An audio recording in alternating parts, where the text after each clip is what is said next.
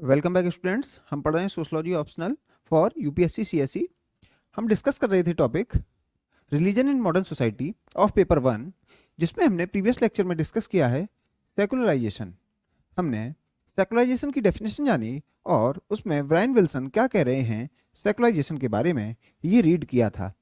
Wilson साहब कहते हैं रिलीजन का इन्फ्लुएंस अब पब्लिक लाइफ में या पब्लिक स्फीयर में रिसीड कर रहा है और इस प्रोसेस का नाम ही सेकुलराइजेशन है। उसके बाद हमने जाना हमें सेकुलराइजेशन कहाँ कहाँ देखने को मिलता है। तो हमने एजुकेशन सिस्टम में सेकुलराइजेशन देखा, हमने पॉलिटिकल अफेयर्स में सेकुलराइजेशन देखा जिसको सेकुलरिज्म कहा जाता है। हमने जाना कैसे सेकुलरिज्म ऐसा फिलॉसफी एक सबसेट है एक वाइडर प्रोसेस का जिसका नाम है सेकुलराइजेशन। उसके बाद हमने डिस्कस किया रिलीजियस रिवाइवलिज्म के बारे में। हमने कैसे देखा कि सेकुलराइजेशन की वजह से क्यों है रिलीजियस रिवाइवलिज्म। आज हम स्टार्ट करेंगे एम.एन. श्रीनिवास जो एक इंडियन सोशियोलॉजिस्ट हैं, वो क्या कह रहे हैं सेकुलराइजेशन पर और इंडियन सोसाइटी में वह रिलीजियन का घटता हुआ इन्फ्लुएंस कैसे स्टडी कर रहे हैं।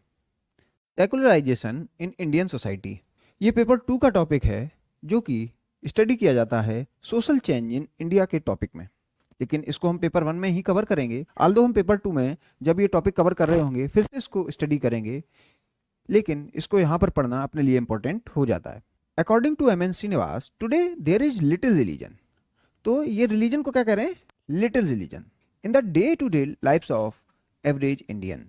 According to him, secularization implies that what was previously regarded as religious is now ceasing to be such. तो जो पहले रिलीजियस था आज नहीं है, मीन्स आज हमें अपनी लाइफ में सेकुलराइजेशन देखने को मिल रहा है। ये कौन कह रहा है, एम.एन. श्रीनिवास साहब। Secularisation also involves a process of differentiation. तो डिफरेंशिएशन का मीनिंग क्या है, मैंने कल आपको इन डिटेल डिस्कस किया है, स्ट्रक्चरल डिफरेंशिएशन। अब हर एक सोशल इंस्टीट्यूशन ने अपने काम बांट लिए हैं और उनके फंक्शंस अलग अलग हो गए हैं, इसी को कहा जाता है स्ट्रक्चरल डिफरेंशिएशन। आल्दो ये जो बात है स्ट्रक्चरल डिफरेंशिएशन की, ये बात टालकट पार्सन्स ज़्यादा करते हैं, टालकट पार्सन्स, उनसे एसोसिएटेड ये कीवर्ड्स है। So that various aspects of society that is economic, political, religious become separated from each other. जो मैंने कल आपको स्ट्रक्चरल डिफरेंशिएशन में बताया था वो एम.एन. श्रीनिवास कुछ अंग्रेजी के शब्दों में लिख रहे हैं। According to him secularisation also involves increase in rationalism in society. तो सोसाइटी में क्या बढ़ रहा है, रेशनल थॉट बढ़ रहा है। तो ही further says that secularization as a process has been subsumed in westernization which is much broader term। ये मोस्ट इंपॉर्टेंट लाइन है विद रिस्पेक्ट टू श्रीनिवास। ये कह रहे हैं सेकुलराइजेशन में आप जानते हैं रिलीजन का इन्फ्लुएंस कम हो रहा है, किससे, पब्लिक लाइफ से। और ये जो प्रोसेस है आपकी सेकुलराइजेशन की, ये आप एक सबसेट मानिए किसका, ये जो प्रोसेस है सेकुलराइजेशन की ये एक सबसेट मानिए किसका, एक वाइडर प्रोसेस है जो है वेस्टर्नाइजेशन।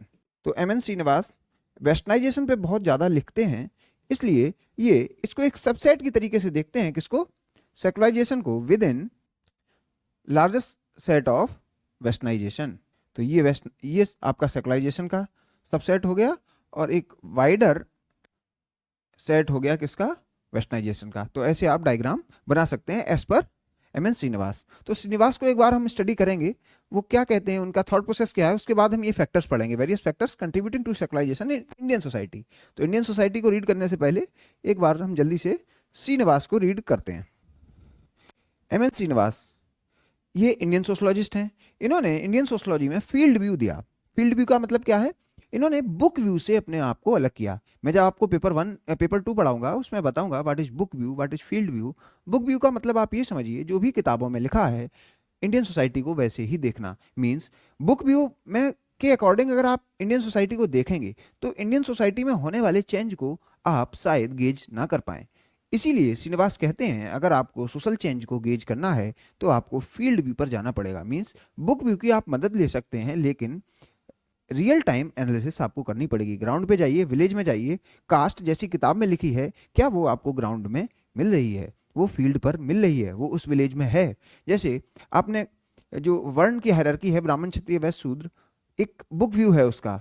बुक व्यू क्या है, ऐसे उसको देखा जाता है, एक हायरार्की देखी जाती है, BK VS। एक बार फिर से सही से बनाते हैं, ब्राह्मण, क्षत्रिय, वैश्य, शूद्र। ये हायरार्की बुक में लिखी है। क्या सेम हायरार्की आपको ग्राउंड पर मिलती है? इस बात की स्टडी को कहते हैं फील्ड व्यू अप्रोच। तो श्रीनिवास हमेशा फील्ड व्यू की बात करते हैं, बोल रहे हैं बुक व्यू से आप उतना ज़्यादा आइडिया नहीं लगा सकते रियल लाइफ सिचुएशंस का। तो फील्ड व्यू अप्रोच है इनकी, और पर्टिकुलरली ये पार्टिसिपेंट ऑब्जर्वेशन मेथड फॉलो करते हैं और उससे करते हैं विलेज स्टडी। इसलिए इन्होंने विलेज को रिपब्लिक नहीं कहा। विलेज को रिपब्लिक कौन कह रहा था? जो वेस्टर्न स्कॉलर थे वो इंडियन विलेजेस को रिपब्लिक मान रहे थे, मींस इंडियन विलेजेस को वो आइसोलेटेड मान रहे थे। लेकिन इसका अपोजिशन किया और श्रीनिवास बोले इंडियन विलेजेस हैं और उसमें देखने को मिलता है विलेज पेट्रियोटिज्म। विलेज पेट्रियोटिज्म का मीनिंग क्या है? हम एक विलेज की आइडेंटिटी कैरी करते हैं, हम एक विलेज के पॉन्ड से अपने आप को जोड़ते हैं, या जो भी विलेज के कॉमन रिसोर्सेस हैं उससे अपने आप को जोड़ते हैं। इवन हम अपने सरनेम में भी विलेज का नेम कभी कभार रख लेते हैं। तो हम लोग विलेज से प्यार करते हैं, इसको श्रीनिवास कहते हैं विलेज पेट्रियोटिज्म। लेकिन श्रीनिवास ये नहीं कहते कि विलेज में हमेशा ही हार्मनी होगी, वह विलेज में कन्फ्लिक्ट भी देखते हैं। तो ये है इनका फील्ड व्यू। इसलिए इन्होंने विलेज पेट्रियोटिज्म के बारे में बताया, शेयर्ड आइडेंटिटी है विलेज में, उसी का पेट्रियोटिज्म है। जो शेयर्ड आइडेंटिटी किसके बेसिस पर है? कॉमन रिसोर्सेज के बेसिस पर, जैसे पूल है या अदर कॉमन रिसोर्सेज। तो ऐसी कुछ इनकी सोशलॉजी है। ये मैं एक जनरल आइडिया आपको दे रहा हूँ, इन डिटेल में जब पेपर 2 पढ़ाऊंगा तो आपको फिर से बताऊंगा। श्रीनिवास की जो सोशलॉजी है उसमें दो मोस्ट इंपॉर्टेंट इनके जो कंसेप्ट हैं वो है Sanskritisation and dominant caste. Sanskritisation आप समझिए सोशल डायनेमिक्स को बता रहा है। इसमें एक ग्रुप दूसरे ग्रुप को इमिटेट करता है, इस प्रोसेस को कहा जाता है संस्कृताइजेशन। संस्कृताइजेशन एक ग्रुप क्यों कर रहा है? एज पर श्रीनिवास, कुछ लोग संस्कृताइजेशन इसलिए करते हैं क्योंकि उन्हें सेकुलर हायरार्की ऑफ कास्ट में ऊपर जाना है, मींस वह सेकुलर हायरार्की में अपवार्ड मोबिलिटी चाह रहे हैं। जबकि और उस सेकुलर हायरार्की को अचीव कर वो क्या चाहते हैं? वो चाहते हैं मेरे लाइफ कोर्स में हमें उस हायरार्की को अचीव करने के बाद कहीं ना कहीं रिचुअल हायरार्की में भी कुछ अपवार्ड मोबिलिटी देखने को मिल जाए। तो ऐसा कुछ है, कास्ट में लोग अपवार्ड ट्रेंड देखना चाहते हैं, अपवार्ड मोबिलिटी चाह रहे हैं। इसलिए जो संस्कृताइजेशन का कंसेप्ट है ये कास्ट को एक डायनेमिक पर्सपेक्टिव देता है, ये कास्ट को स्टैटिक नहीं मान रहा है। ऐसे ही डोमिनेंट कास्ट है, इसको मेनली हम जब पॉलिटिक्स में बहुत ज़्यादा स्टडी करते हैं, जब हम पावर एंड पॉलिटिक्स की बात करते हैं तो अब डोमिनेंट कास्ट इनका कंसेप्ट है उसको बहुत ज़्यादा स्टडी करते हैं। ये हम पेपर 2 में स्टडी करेंगे। अब देखते हैं कास्ट को ये एक डायनेमिक सिस्टम कहते हैं। मैंने आपको बताया संस्कृताइजेशन में कैसे कास्ट में डायनेमिसिटी ये ऑब्जर्व कर रहे हैं, इसलिए ये कास्ट को हायरार्किकल नहीं मानते, ये स्ट्रेटिफाइड सिस्टम मानते हैं। तो ये कास्ट को स्ट्रेटिफिकेशन सिस्टम के रिस्पेक्ट में देखते हैं, ना कि हायरार्किकल सिस्टम। ये सोशल चेंज को भी रीड करते हैं। सोशल चेंज के लिए इनकी जो थ्योरी है वो है वेस्टर्नाइजेशन थ्योरी। वेस्टर्नाइजेशन थ्योरी में ये इंडिया को देखते हैं आफ्टर ब्रिटिश रूल। ये कहते हैं 150 सालों का जो ब्रिटिश रूल है इसमें इंडिया ने जो भी कुछ अचीव किया वो ही है वेस्टर्नाइजेशन। ये वेस्टर्नाइजेशन को मॉडर्नाइजेशन नहीं कहते, ये कहते हैं मॉडर्नाइजेशन एक पॉजिटिव कनोटेशन वाला वर्ड है, मॉडर्नाइजेशन इसलिए ये यूज नहीं करते। जबकि एक और स्कॉलर हैं इंडियन स्कॉलर योगेन सिंह, वो ये कहते हैं वेस्टर्नाइजेशन शब्द ठीक नहीं है, इसकी जगह हमें यूज करना चाहिए मॉडर्नाइजेशन, क्योंकि मॉडर्नाइजेशन में हम ब्रिटिश से पहले के चेंज भी रीड कर सकते हैं। मींस हम वैदिक एरा से लेके आज के भारत के जो भी सोशल चेंज हैं उसको मॉडर्नाइजेशन की थ्योरी में रीड कर सकते हैं। ये कौन बोल रहा है? योगेन सिंह। लेकिन एम एन श्रीनिवास ये कहते हैं ये शब्द ठीक नहीं है मॉडर्नाइजेशन, क्योंकि ये पॉजिटिव कनोटेशन कैरी करता है, इसीलिए वेस्टर्नाइजेशन एक सुटेबल वर्ड है। तो इनका एक कंसेप्ट है एन ऑबिचुअरी टू कास्ट। तो ये कास्ट को कहते हैं कास्ट विल एलिमिनेट, ये कास्ट को खत्म होते हुए सोच रहे हैं। तो कास्ट विल बी एलिमिनेटेड कैसे? ये कह रहे हैं क्योंकि जजमानी सिस्टम डाई कर रहा है, जजमानी सिस्टम खत्म हो रहा है और नए मार्केट फोर्सेस राइज कर रहे हैं, राइजिंग इंडस्ट्रियलाइजेशन, अर्बनाइजेशन, और इस इकोनॉमिक रीजन्स की वजह से आपको दिखेगा कास्ट की जो आइडेंटिटी है वो स्टिल रिलीवेंट है, लेकिन कास्ट की जो आइडियोलॉजी है वो खत्म हो रही है। अब आप कहेंगे सर आइडेंटिटी कैसे स्टिल रिलीवेंट है और आइडियोलॉजी कैसे एंड हो रही है? ये कह रहे हैं जो आइडियोलॉजी ऑफ प्योर इम्प्योर है, जैसे जो ड्यूमेंट कहते हैं कास्ट हमेशा जिंदा रहेगी, लेकिन श्रीनिवास ये कहते हैं कास्ट धीरे धीरे खत्म हो जाएगी with respect to ideology. Means pure impure वाली बातें अब कास्ट में नहीं रह गई हैं, अब बस कास्ट को लोग आइडेंटिटी की तरीके से यूज कर रहे हैं। आइडेंटिटी की तरीके से कैसे यूज कर रहे हैं? पॉलिटिक्स में कास्ट यूज की जा रही है, और कहाँ कास्ट यूज की जा रही है? रिजर्वेशन की डिमांड करते वक्त लोग कास्ट बेस्ड आइडेंटिटी के बेसिस पर मोबिलाइज होते हैं। तो कास्ट का जो भी सिग्निफिकेंस बचा है या बचेगा एज पर श्रीनिवास, वो आइडेंटिटी पॉलिटिक्स में बचेगा। एस एन आइडियोलॉजी कास्ट अपना रिलीवेंस खो देगी। तो ये ऐसे इंडियन सोसाइटी को एम एन श्रीनिवास स्टडी करते हैं। अब हम इनका कंसेप्ट पढ़ेंगे। Various factors contributing to secularisation in Indian society. तो श्रीनिवास किसको स्टडी कर रहे हैं? इंडियन सोसाइटी को। किसके कंटेक्स्ट में? घटते हुए इन्फ्लुएंस के रिस्पेक्ट में। किसका? रिलीजन का इन्फ्लुएंस किसमें? In public life. Emergence of modern secular education system. अब एजुकेशन सिस्टम कैसा हो गया है? पहली बात तो मॉडर्न। मॉडर्न का मीनिंग यहां पर क्या है? वेस्टर्नाइजेशन कंसेप्ट यहां पर अप्लाई करिए। ब्रिटिश अराइवल के बाद यहां पर एजुकेशन सिस्टम कैसा हो गया? सेकुलर। अब रिलीजियस टेक्स्ट नहीं पढ़ाया जाता है स्कूल्स में। That is rational thinking, scientific temperament. इनके जो भी ये फैक्टर्स हैं ये आप वेस्टर्नाइजेशन के कंटेक्स्ट में ही रीड करिएगा। वेस्टर्नाइजेशन, तो वेस्टर्नाइजेशन का मीनिंग यहां पर मैं आपको क्या बता रहा हूं? After arrival of British. तो ब्रिटिश के आने के बाद जो भी चेंज है वही ये रीड कर रहे हैं। Arrival, after arrival of Britishers, लिख दीजिए ब्रिटिश। अब देखते हैं और कौन से फैक्टर हैं। Various socio religious reform movements. बहुत सारे सोशियो रिलीजियस रिफॉर्म मूवमेंट्स हुए, जैसे सती एबॉलिशमेंट के मूवमेंट, आर्य समाज मूवमेंट, ब्रह्म समाज, ट्रिपल तलाक एबॉलिशमेंट। ऐसे कुछ सोशल मूवमेंट ने रिलीजन का इन्फ्लुएंस कम किया किस पर? पब्लिक लाइफ पर। Highlighted many of the irreligious practices. क्यों ऐसा हुआ? क्योंकि इन्होंने जो धर्म की कमियां थी उसको बताया। Of Indian society and specially of Hindu society. तो ये कह रहे हैं इंडियन सोसाइटी की कमियां तो बताई, और उसमें भी मेनली हिंदू सोसाइटी पर ज्यादा फोकस किया।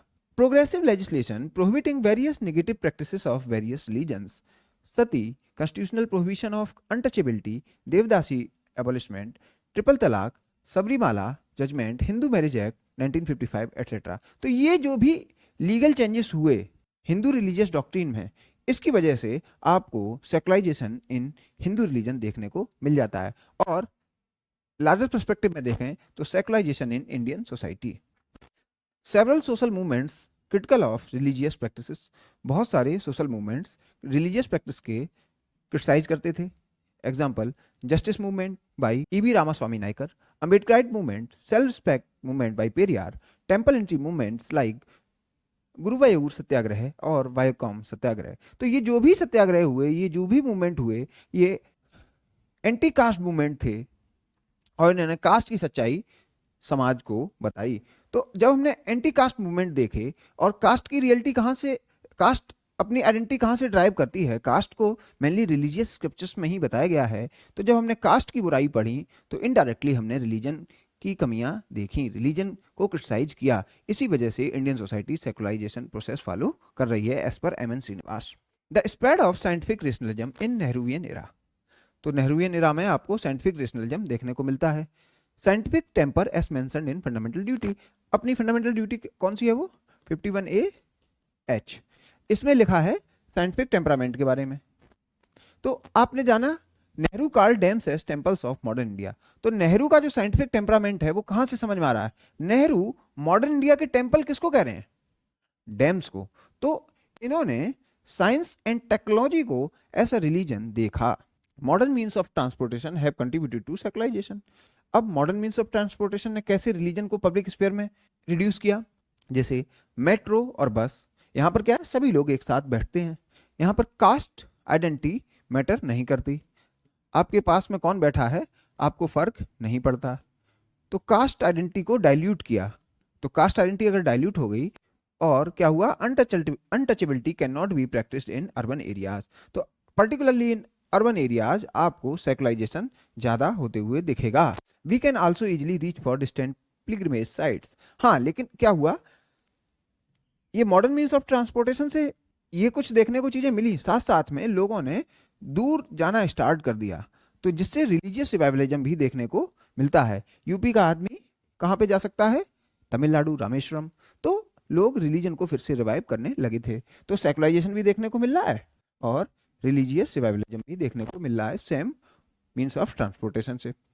इंडस्ट्रियलाइजेशन एंड अर्बनाइजेशन, इंडस्ट्रियलाइजेशन और अर्बनाइजेशन की वजह से भी सेकुलराइजेशन देखने को मिला in Indian society. In urban industrial societies no ascription based job and mainly achievement based jobs are present. तो अर्बन एरियाज में जहां पर इंडस्ट्रीज लगी हुई हैं, वहां पर जो आपकी एस्क्रिप्टिव आइडेंटिटी है, एस्क्रिप्टिव आइडेंटिटी कौन कौन सी हो सकती है आपकी? जो भी आइडेंटिटी आपकी बर्थ बेस्ड आइडेंटिटी होती है, वही आपकी एस्क्रिप्टिव आइडेंटिटी होती है। जैसे आपकी कास्ट आइडेंटिटी, आपकी रिलीजियस आइडेंटिटी, किनशिप से आप अपनी आइडेंटिटी को ड्राइव करते हैं। अगर आपको नौकरी अपनी कास्ट के आधार पर मिल जाए, रिलीजन के आधार पर मिल जाए, किनशिप के आधार पर मिल जाए, तो ये हो जाती है एस्क्रिप्शन बेस्ड जॉब। लेकिन मॉडर्न इंडस्ट्रियल सोसाइटी में और अर्बन सोसाइटी में आपको जो जॉब मिल रही हैं, वो आपकी रिलीजियस या एस्क्रिप्शन बेस्ड आइडेंटिटी पर नहीं मिल रही, वो अचीवमेंट बेस्ड आइडेंटिटी पर मिल रही हैं इन इंडियन सोसाइटी। तो अचीवमेंट बेस्ड आइडेंटिटी मैंने कल भी आपको बताई थी, कौन सी है? जैसे आपकी क्वालिफिकेशन, एजुकेशनल क्वालिफिकेशंस, और क्या है?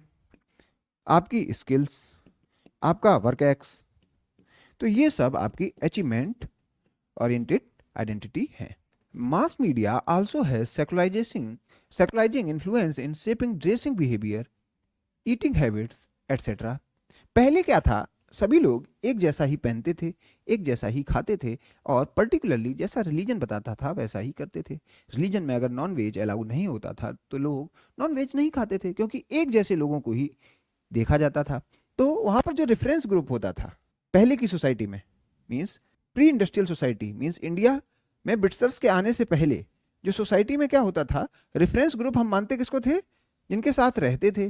तो मैकेनिकल सॉलिडरिटी वाला जो कंसेप्ट हम डखाई में पढ़े हैं, उसको यहाँ पर लगाइए। जिनके साथ डेली रहते थे उन्हीं को हम एडमायर करते थे।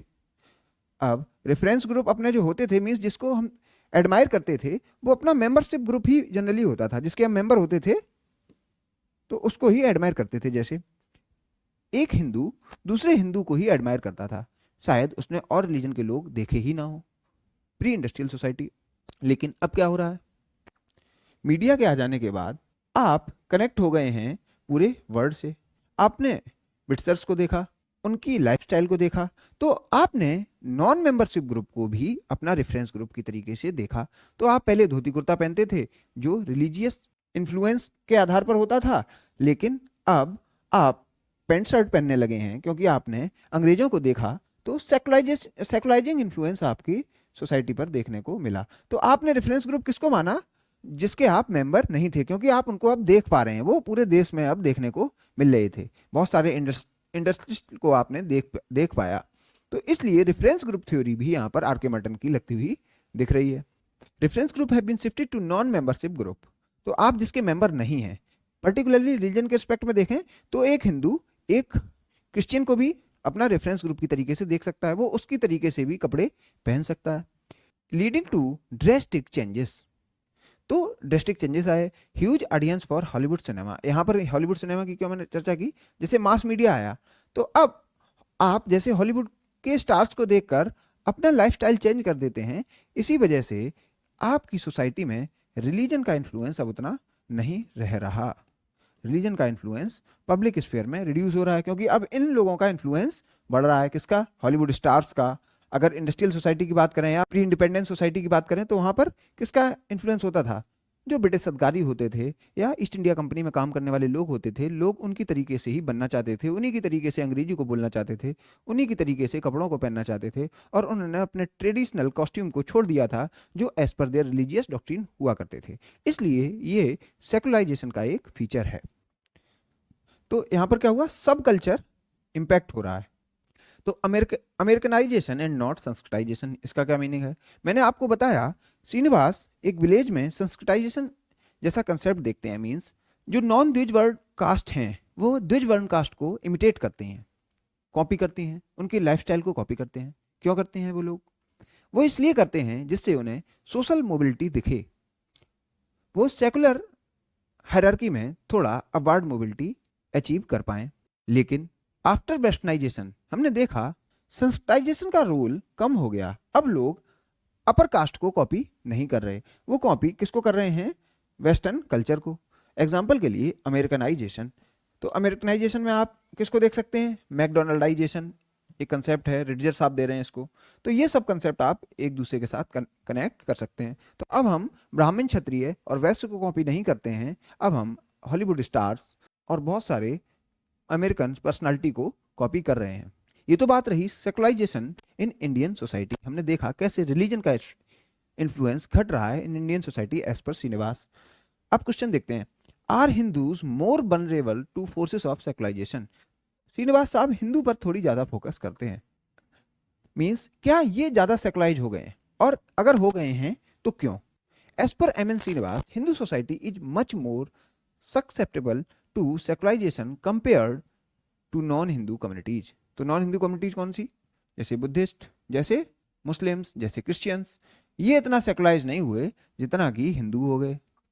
इन Hinduism there is no central governing organisation. सबसे पहली बात, यहाँ पर सेकुलराइजेशन क्यों ज़्यादा देखने को मिल रहा है? क्योंकि यहाँ पर सेंट्रल गवर्निंग ऑर्गेनाइजेशन नहीं है। कोई सेवाइट है, कोई वैष्णवाइट है, कोई शक्ति की पूजा कर रहा है, कोई कुछ कर रहा है, कोई मिस्टिज्म में मान रहा है, कोई कल्ट फिगर को कुछ मानता है, कोई कुछ सेक्ट में मान रहा है। तो बहुत सारे बिलीवर्स हैं और बहुत सारे लीडर्स हैं, तो एक सेंट्रल गवर्निंग ऑर्गेनाइजेशन नहीं है। शंकराचार्य भी हैं, उनका भी उतना इन्फ्लुएंस हिंदू सोसाइटी पर नहीं दिखता है। लाइक पोप इन क्रिश्चियनिटी, यहाँ पर लेकिन क्रिश्चियनिटी के केस में पोप का दबदबा है। Roman Catholic church, no organised body to regulate its affairs as Hinduism is more cosmopolitan in character. अब क्योंकि एक सेंट्रल गवर्निंग ऑर्गेनाइजेशन नहीं है, इसलिए जो हिंदू कल्चर है वो बहुत ग्लोबलाइज्ड कल्चर हो गया, कॉस्मोपॉलिटन कैरेक्टर का हो गया है हिंदुइज्म। यहाँ पर बहुत सारी प्लूरल थॉट देखने को मिल जाते हैं, तो यहाँ पर डाइवर्सिटी दिखेगी आपको, डाइवर्सिटी ऑफ थॉट्स। तो अगर डाइवर्सिटी इनहेरेंट है तो इसको सेकुलराइज होने में कोई दिक्कत ही नहीं आएगी। इनहेरेंट प्लूरलिज्म इन हिंदुइज्म, जो यहाँ पर आपने देखा कॉस्मोपॉलिटन कैरेक्टर, उससे आप कनेक्ट करिए। यहाँ पर इनहेरेंट प्लूरलिज्म है तो प्लूरलिज्म यहाँ पर थोपना नहीं पड़ेगा, क्योंकि लोग तो दूसरे विचारों को सुनने के लिए रेडी ही होंगे, क्योंकि ऐसी सोसाइटी इंट्रिंसिकली है। यहाँ बाहर से माइग्रेट होकर लोग नहीं आ रहे हैं, और माइग्रेशन के बाद यहाँ पर कुछ दूसरी रिलीजियस आइडेंटिटी वाले लोग नहीं आए। यहाँ पे इंट्रिंसिकली, इनहेरेंटली कुछ लोग रह रहे थे जिनके डाइवर्स व्यू पॉइंट्स थे। There is no one book, one dogma, it is amalgamation of many belief system, multiple deities, etc. तो ऐसी है अपनी Hindu society. Maintaining such a diverse belief system is quite difficult as compared to maintaining single belief system. तो single belief system आपको कहाँ देखने को मिलता है? इस्लाम में दिख जाएगा। एक जैसा ही सब गॉड को मानते हैं, एक जैसे गॉड को ही सब सुप्रीम पावरफुल मानते हैं। इस्लाम में दिख जाएगा, क्रिश्चियनिटी में दिख जाएगा, जुडाइज्म में दिख जाएगा। इन सभी अब्राहमिक रिलीजन को कंट्रोल कर पाना इजी है बजाय की और vis a vis Hinduism based on single holy book. और यहां पर सिंगल होली बुक की बात है। एज पर M N Srinivas, Hinduism also has long history of continuously being challenged. और हिंदू से कल्चर को लगातार चैलेंज किया गया। इस्लामिक इन्वेजन हुए, ब्रिटिशर्स ने लूटा, उससे पहले बहुत सारे ट्राइब्स आए, उन्होंने हिंदुइज्म को चैलेंज किया। उससे पहले बुद्धिज्म, जैनिज्म, इनके थॉट प्रोसेस के द्वारा हिंदुइज्म को चैलेंज किया गया। तो हिंदू जो कल्चर है, हिंदू जो थॉट है, उसको लगातार चैलेंज किया जाता रहा। मींस यहाँ पर प्लूरलिटी चैलेंज होने के कारण ही आई।